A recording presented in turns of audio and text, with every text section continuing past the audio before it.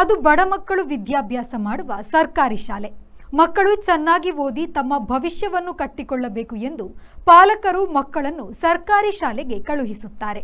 ಆದರೆ ಈ ಶಾಲೆಯ ಪರಿಸ್ಥಿತಿ ನೋಡಿದ್ರೆ ಸರ್ಕಾರಿ ಶಾಲೆ ಅಂದ್ರೆ ಹೀಗಿರುತ್ತಾ ಅಂತ ಒಂದು ಕ್ಷಣ ಬೆಚ್ಚಿ ಬೀಳೋದು ಗ್ಯಾರಂಟಿ. ಹಾಗಾದ್ರೆ ಆ ಶಾಲೆ ಯಾವುದು ಅಂತೀರಾ? ನೋಡ್ಕೊಂಡು ಬರೋಣ. ದೇಶದ ಉತ್ತಮ ಪ್ರಜೆಗಳನ್ನಾಗಿ ರೂಪಿಸುವ ಶಿಕ್ಷಣ ಸಂಸ್ಥೆಗಳು ಮಾದರಿಯಾಗಿರಬೇಕು. ಎಲ್ಲ ಸೌಲಭ್ಯಗಳನ್ನು ಹೊಂದಿ ಶಿಕ್ಷಣದ ಜೊತೆಗೆ ಸಾಮಾಜಿಕ ನೆಲೆಗಳನ್ನು ವಿದ್ಯಾರ್ಥಿಗಳನ್ನು ಪ್ರೇರೇಪಿಸಬೇಕು. ಆದರೆ ಯುವಶಕ್ತಿಯನ್ನು ರೂಪಿಸಬೇಕಾದ ಶಾಲೆಯಲ್ಲಿ ಮೂಲಭೂತ ಸೌಕರ್ಯಗಳ ಕೊರತೆ ಇದ್ದರೆ ಏನಾಗುತ್ತದೆ? ಬೇಲಿಯೇ ಎದ್ದು ಹೊಲಮೇಯ್ದಂತೆ ಎಂಬ ಗಾದೆಯ ಮಾತಂತಾಗುತ್ತದೆ. ಯುವ ಸಮಾಜಕ್ಕೆ ಉತ್ತಮ ಮಾರ್ಗದರ್ಶನ ನೀಡಬೇಕಾದ ಶಾಲೆಯ ರಸ್ತೆ ಕೆಸರುಗದ್ದೆಯಾಗಿದ್ದು, ಕೆಸರು ಬಿದ್ದ ರಸ್ತೆಯಲ್ಲಿ ನಿತ್ಯ ಸಂಚಾರ ಮಾಡುತ್ತಿರುವ ಮಕ್ಕಳ ಪರಿಸ್ಥಿತಿ ಹೇಳತೀರದಾಗಿದೆ. ಎಲ್ಲೆಂದರಲ್ಲಿ ಮೈದಾನದಲ್ಲಿ ನಿಂತ ನೀರು, ಕೆಸರಿನಂತಾದ ರಸ್ತೆ. ಈ ದೃಶ್ಯಾವಳಿ ಕಂಡುಬಂದಿದ್ದು ಆಲೂರು ತಾಲೂಕಿನ ಹುಣಸವಳ್ಳಿ ಗ್ರಾಮ ಪಂಚಾಯತ್ ವ್ಯಾಪ್ತಿಯ ಗೇಕರವಳ್ಳಿ ಗ್ರಾಮದ ಸರ್ಕಾರಿ ಕಿರಿಯ ಪ್ರಾಥಮಿಕ ಪಾಠಶಾಲೆಯಲ್ಲಿ. ಸರ್ಕಾರ ಲಕ್ಷ ಅನುದಾನವನ್ನು ಸರ್ಕಾರಿ ಶಾಲೆಗಳನ್ನು ಅಭಿವೃದ್ಧಿಪಡಿಸಲು ಮೀಸಲಿಟ್ಟಿರುತ್ತಾರೆ. ಆದರೆ ಆ ಅನುದಾನ ಸರ್ಕಾರಿ ಶಾಲೆಗೆ ತಲುಪುತ್ತೋ ಇಲ್ಲವೋ ಅನ್ನುವುದು ಯಕ್ಷ ಪ್ರಶ್ನೆ.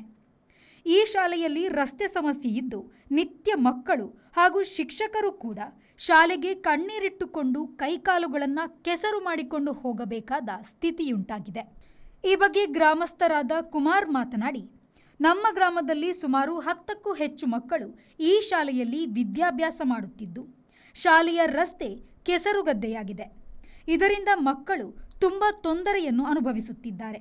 ಮಕ್ಕಳಿಗೆ ಸರಿಯಾದ ರಸ್ತೆ ಇಲ್ಲ, ಆಟವಾಡಲು ಮೈದಾನ ಇಲ್ಲ, ಮೈದಾನದ ತುಂಬೆಲ್ಲ ನೀರು ನಿಂತು ಕೊಚ್ಚೆಯಾಗಿದೆ. ಈ ಬಗ್ಗೆ ಅನೇಕ ಬಾರಿ ಸಂಬಂಧಪಟ್ಟ ಅಧಿಕಾರಿಗಳು ಹಾಗೂ ಗ್ರಾಮ ಪಂಚಾಯತ್ PDO ಅಧ್ಯಕ್ಷರ ಗಮನಕ್ಕೆ ತಂದರೂ ಕೂಡ ಯಾವುದೇ ಪ್ರಯೋಜನವಾಗಿಲ್ಲ.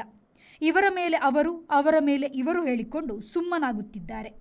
ಇದರಿಂದ ಗಂಡ ಹೆಂಡತಿ ಜಗಳದಲ್ಲಿ ಕೂಸು ಬಡವಾಯಿತು ಎಂಬಂತಾಗಿದೆ. ನಮ್ಮ ಗ್ರಾಮದ ಸರ್ಕಾರಿ ಶಾಲೆಯ ಮಕ್ಕಳ ಪರಿಸ್ಥಿತಿ ಇದೇ ಆಗಿದೆ ಎಂದು ಬೇಸರವನ್ನು ವ್ಯಕ್ತಪಡಿಸಿದರು.